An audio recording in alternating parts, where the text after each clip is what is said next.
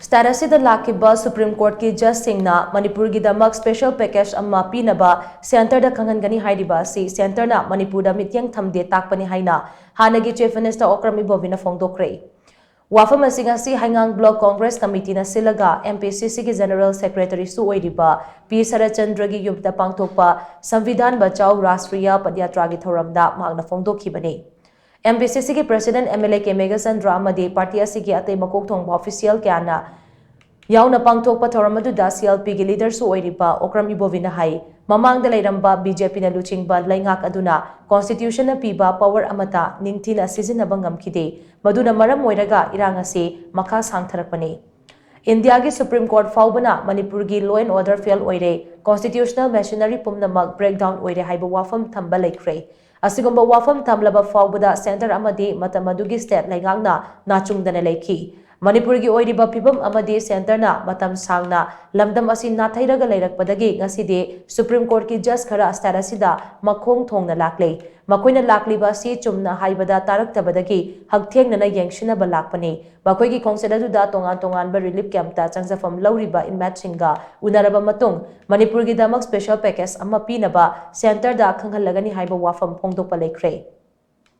Asigumba wafam ase mahaki politics ki khongchada sida amukta tarakhide masina takpade center na Manipur ase matam sangna mirairaga thamlakle haibani lamdam asigi miyam nungsi chanana leiminasi hairabade constitution hana kanba mathautai divide and rule sanabana afaba amata porakpa ngamloi hainasu Okram IBOBI na makatana phongdokhi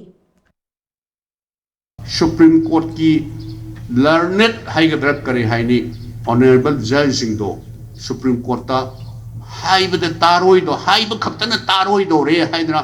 makhong na thongna hujik la edra moy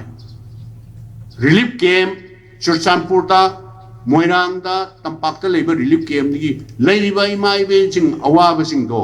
masidi khoi na chumna haiba khaktana yaroi do ri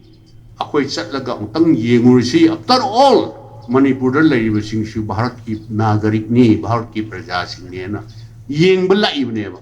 adu moina haireba sida awaba taraba chahi ani phaning sit relief camp na namchalaga thamaiba mayam che akoi mari leina ba authority da maruina Bharat sarkar da special package ama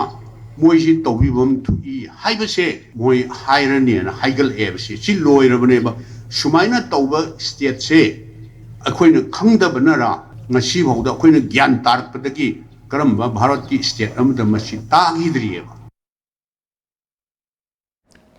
Tauramaduga Mari Lainana MPCC ki General Secretary P Sarachandra na hai Constitution haibasi laibak amagi chana kangloni asigumba chana kanglona si laibak adugi luchingba singna ngangna chatfam thopani Manipur na hojik awafam da tariba si Constitution ngangna chatabagini Constitution ki article 15 da miyoi bagi punsi kangadabani amadi lantum ngakadabani haina mayek sengna yauri wafam asi thabak oina pangthokpa ngamdragana center gi mateng lawgadabani Laibak thibadi chahi ani faraklaba Manipur gi irang asi loisinba ngamdabana laingak su surrender tawkhre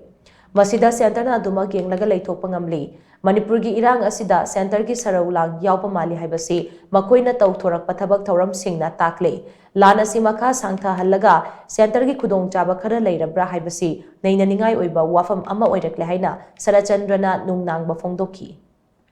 BJP सरकार सिरंगसी Young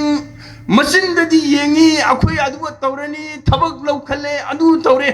करिगी India न बो हफ्ता मगी मनुंग the Manipur की सरकार लोइसन म करिगी ngमोय मणिपुर की दमक त करिगुंबा oven म खर पोरप करिगी ngमोय दोरि बनो अखोई न मुन न खनबदा मखोई की सरव म यौब माले